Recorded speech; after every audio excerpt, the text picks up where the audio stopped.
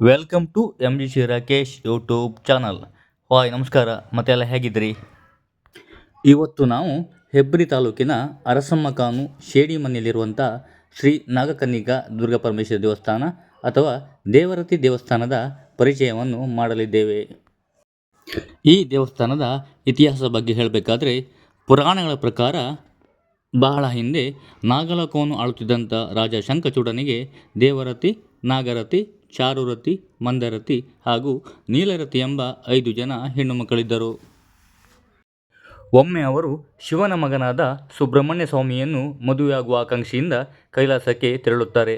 ಆಗ ಆ 5 ಮಂದಿ ರಾಜಕುಮಾರಿಯನ್ನು ಶಿವಭಕ್ತರಾದ ನಂದಿಯು ದಾರಿಯಲ್ಲಿ ತಡೆ ನಿಲ್ಲಿಸುತ್ತಾನೆ.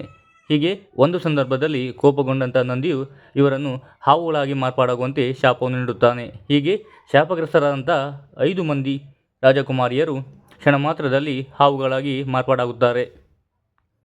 ಹಾವುಗಳಾಗಿ ಮಾರ್ಪಾಡಾಗಿ ಭೂಮಿಗೆ ಬಿದ್ದಂಥ ಈ ಹಾವುಗಳು ಸಹ್ಯಾದ್ರಿ ಬೆಟ್ಟದಲ್ಲಿರುವಂಥ ವ್ಯಾಘ್ರಪಾದ ಮಹರ್ಷಿಗಳ ಕಣ್ಣಿಗೆ ಬೀಳುತ್ತವೆ.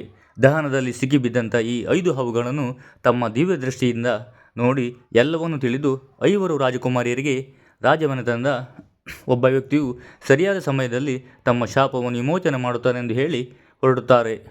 ಹೀಗಿರುವಾಗ ಆವಂತಿಯ ರಾಜ ದೇವವರ್ಮನು ಈ 5 ಹಾವುಗಳನ್ನು ನೋಡಿ ಅವುಗಳನ್ನು ಉಳಿಸಲು ನಿರ್ಧರಿಸುತ್ತಾನೆ.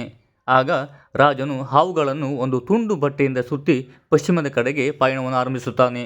ಹೀಗಿರುವಾಗ ಹಾವುಗಳು ಬಟ್ಟೆಯ ಹೊದಿಕೆಯಿಂದ ಜಾರಿ ಪಕ್ಕದ ಗೆದ್ದಲಿನ ಗುಡ್ಡವನ್ನು ತಲುಪುತ್ತವೆ.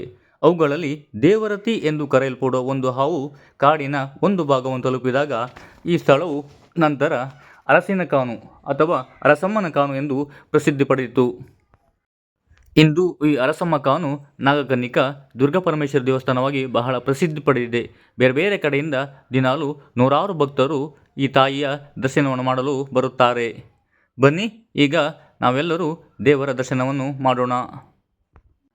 ನಮ್ಮ ಈ ವಿಡಿಯೋ ನಿಮಗೆ ಇಷ್ಟವಾದಲ್ಲಿ ದಯವಿಟ್ಟು ಎಲ್ಲರೂ ನಮ್ಮ ಈ ಚಾನಲನ್ನು ಸಬ್ಸ್ಕ್ರೈಬ್ ಮಾಡಿಕೊಳ್ಳಿ. ಹಾಗೆಯೇ ನಿಮ್ಮ ಊರಲ್ಲಿ ಇಂಥದ್ದೇ ಪುರಾಣ ಪ್ರಸಿದ್ಧ ಹಾಗೂ ಪುರಾತನ ದೇವಸ್ಥಾನವಿದ್ದಲ್ಲಿ ದಯವಿಟ್ಟು ಕಾಮೆಂಟ್ ಬಾಕ್ಸಲ್ಲಿ ಕಾಮೆಂಟ್ ಮಾಡಿ. ಹಾಗೆ ಈ ವಿಡಿಯೋವನ್ನು ಎಲ್ಲರಿಗೂ ಶೇರ್ ಮಾಡಿ.